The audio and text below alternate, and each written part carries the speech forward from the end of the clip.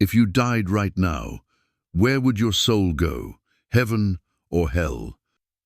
One man found out just 1 minute after his last breath, and what he saw will leave you shaken. It was a normal Friday night. Loud music, fast cars, and laughter filled the air. Daniel, 32, was the life of every party. He didn't believe in God. In fact, he mocked him. He would often say, "If God is real, let him strike me down now." People laughed. Some warned him, "Daniel, don't joke like that." But he didn't care. That night, after too many drinks, Daniel grabbed his car keys. His friend said, "Bro, don't drive." But he waved them off. "I'm fine. I've done this 100 times. He never made it home. At exactly 11:39 p.m., Daniel's car sped through a red light and smashed into a truck. The impact was so strong, the car folded like paper. Everything went black. Daniel's eyes opened. But something was strange. He was still standing. Yet, he saw his crushed car below him. Police sirens. People screaming. His body was inside the wreck. He was floating, confused, cold. What is this?" He tried to scream, but no one heard. Then he heard a voice behind him. "It's too late, Daniel." He turned. A tall, glowing being stood there, eyes like fire, a robe as white as snow. Daniel's heart sank. "Who are you?" "I am the angel assigned to take you for judgment." Daniel laughed nervously. "Wait, no, this must be a dream." But it wasn't. He felt pain in his chest, fear in his soul. No, I wasn't ready." The angel said nothing. He stretched out his hand and said, "Time is over, come." They traveled faster than light, through space, through time. Daniel saw many souls, some weeping, some screaming. He passed through what looked like a tunnel. At the end, there was a gate. Not golden, not bright, but dark, burning.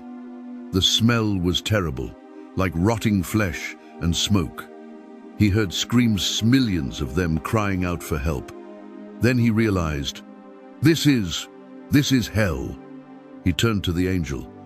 "Why are you bringing me here? I'm not supposed to be here." The angel spoke. "You rejected the Son of God. You mocked his name. You lived for yourself. Your name is not in the book of life." Daniel fell to his knees. He cried, "But I went to church sometimes. I gave money to the poor." The angel replied, "You had religion, but you never had a relationship with Jesus. You knew about him, but you never surrendered to him." Daniel screamed, "Please, give me another chance." But the angel pointed, and Daniel was pulled downward.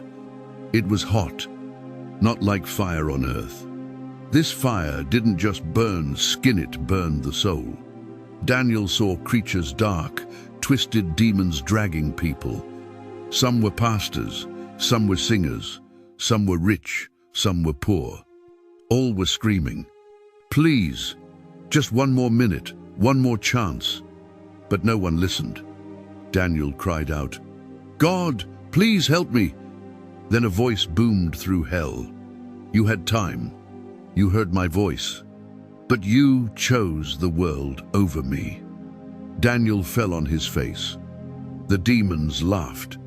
They grabbed him and began to torment him.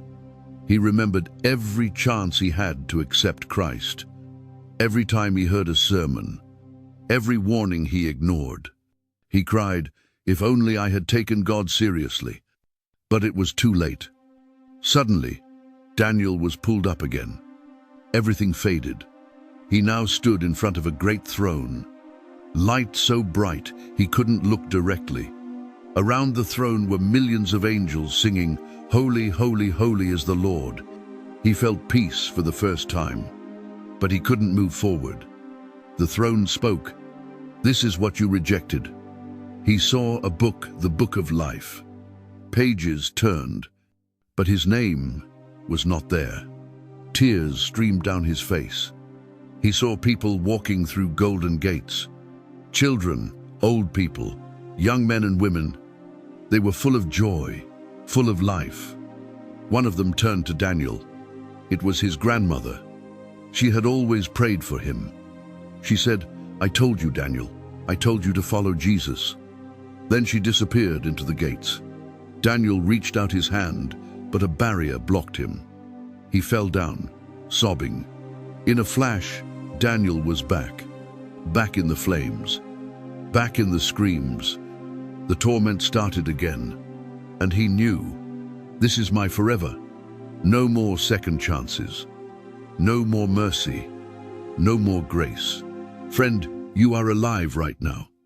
Reading this story is not an accident. God is calling you. You still have time. But one day, maybe today, it will be your last breath. Where will your soul go 1 minute after death? Don't play with your eternity. Jesus is the only way. He loves you. He died for you. He's calling you right now. Give him your heart. Surrender your life. Don't wait until it's too late. Because just 1 minute after death, it's forever. To also contribute to the gospel of Christ, make sure you subscribe, like this video, and comment, Jesus is Lord.